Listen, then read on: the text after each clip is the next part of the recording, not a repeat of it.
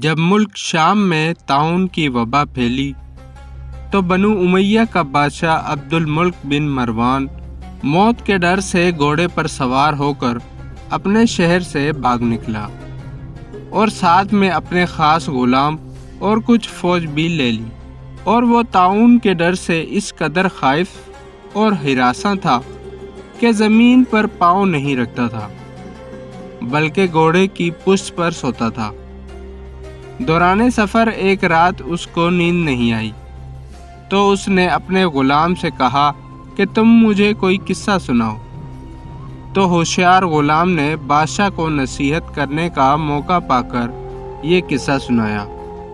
کہ ایک لومڑی اپنی جان کی حفاظت کے لیے ایک شیر کی خدمت گزاری کیا کرتی تھی، تو کوئی درندہ شیر کی ہیبت کی وجہ سے لومڑی کی طرف دیکھ نہیں سکتا تھا، اور لومڑی نہایت ہی بے خوفی اور اطمینان سے شیر کے ساتھ زندگی بسر کرتی تھی۔ اچانک ایک دن ایک عقاب لومڑی پر جھپٹا تو لومڑی بھاگ کر شیر کے پاس چلی گئی اور شیر نے اس کو اپنی پیٹھ پر بٹھا لیا۔ عقاب دوبارہ جھپٹا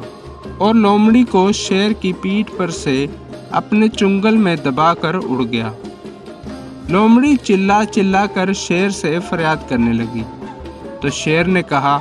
کہ اے لومڑی، میں زمین پر رہنے والے درندوں سے تیری حفاظت کر سکتا ہوں، لیکن آسمان کی طرف سے حملہ کرنے والوں سے میں تجھے نہیں بچا سکتا۔ یہ قصہ سن کر عبد الملک بادشاہ کو بڑی عبرت حاصل ہوئی اور اس کی سمجھ میں آ گیا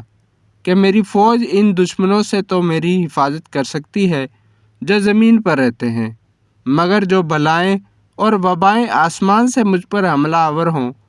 ان سے مجھ کو نہ میری بادشاہی بچا سکتی ہے، نہ میرا خزانہ، اور نہ میرا لشکر میری حفاظت کر سکتا ہے۔ آسمانی بلاؤں سے بچانے والا تو بجز خدا کے اور کوئی نہیں ہو سکتا۔ یہ سوچ کر عبد الملک بادشاہ کے دل سے طاعون کا خوف جاتا رہا،